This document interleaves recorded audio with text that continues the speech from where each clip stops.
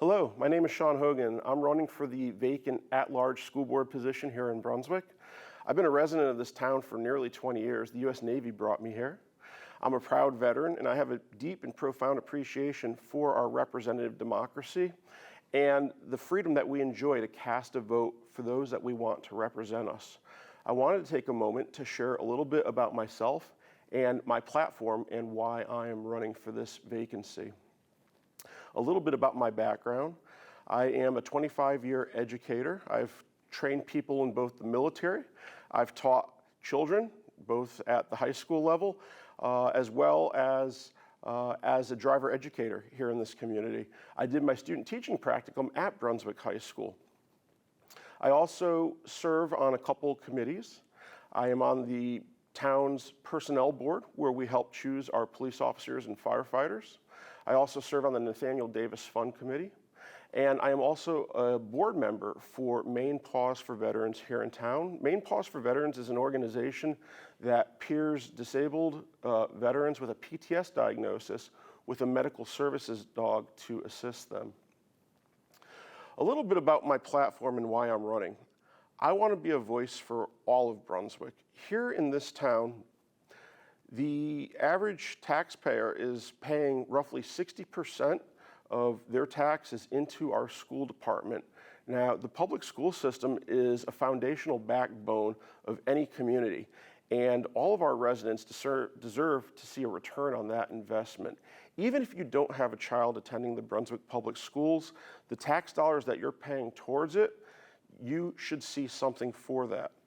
Right now, as has been for a number of years, our school board is represented by a number of people who all have children in the public schools. There is not a whole lot of diversity on our school board. I want to be a voice for the taxpayer who doesn't have a child in their school department, the senior citizen, the resident of Brunswick who homeschools their child, or who sends their child to a private school, or like me, just doesn't have any children at this point in time. I still pay taxes towards the Brunswick School Department, and I want to see that that money is used wisely and see a valuable return on that investment. It's been my position that our school department for a number of years now has not been being very fiscally responsible with that money, particularly since our school department wrapped its arms around DEI, or diversity, equity, and inclusion. It is my position that that is a failed framework for how to manage a school department, and we see throughout our country right now where DEI policies are being replaced. I would like to see our framework here in Brunswick replaced with a framework where decisions are made based on merit and an individual's character. As a brief example, when we're hiring a teacher, it really should not matter what race, ethnicity, or gender that individual is. What should matter is, do they have the ability to teach? Are they a person of good character? Another point that I would like to point out is that since our town has embraced DEI in the school department, our spending has increased dramatically. In the last 6 years, we have increased our school budget 44%, over $17 million. And the decisions that are made with that money, I am not entirely certain that they have been the best to get back to the basics of teaching our students reading, writing, math.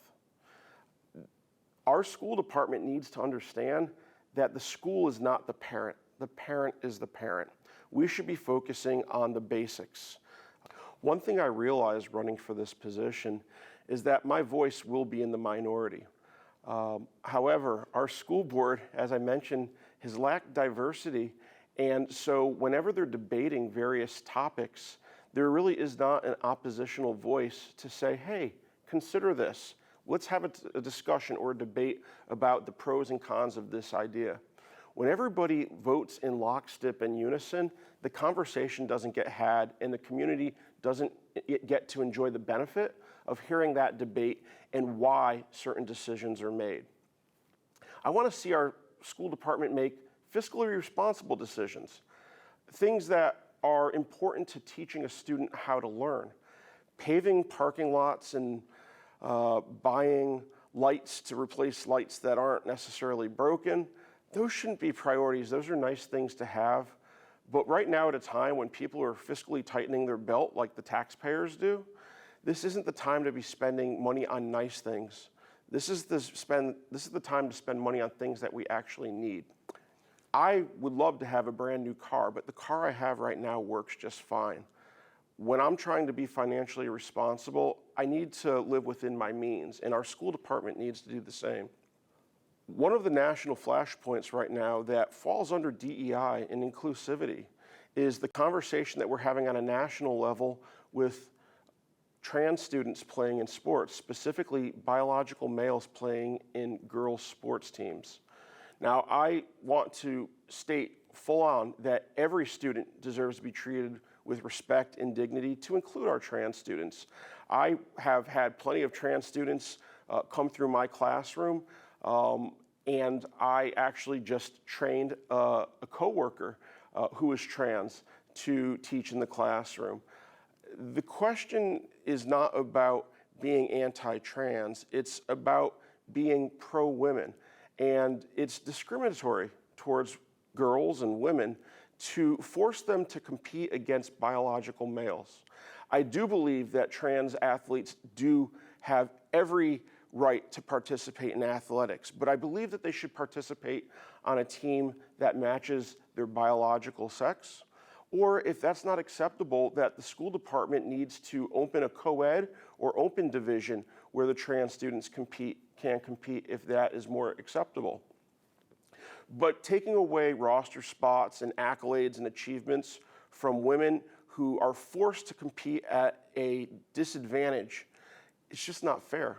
And I can't agree with that. That is among one of the biggest things that sets me apart from my opponent, is I want to see some changes. My opponent wants to see the status quo remain. I believe that you, as the voter, should be informed of where I stand on these various issues. And that is why I lay it right out there for you. I'm not trying to bring a national flashpoint to the surface here in Brunswick, but federal funding hangs in the balance over our schools. And the responsible thing to do for both of us as candidates for this position is to be honest with the voter and let you know where we stand on these issues. So to recap, I want to be a voice for all of Brunswick. I want to represent everybody who is a citizen and taxpayer in this town. I want to see the removal of DEI, which is part of Brunswick's strategic plan. So, of course, that would be a big shakeup. I want to see that replaced with a framework based on evaluating people based on merit and who they are as a person, their character. I also want to see fiscal responsibility and that we're spending our tax dollars responsibly. And I want to see that our female athletes are not placed in a position where they have to compete at an unfair advantage. Thank you very much for listening to me. I appreciate your time, and whoever you choose to vote for, please go out and vote. Thank you.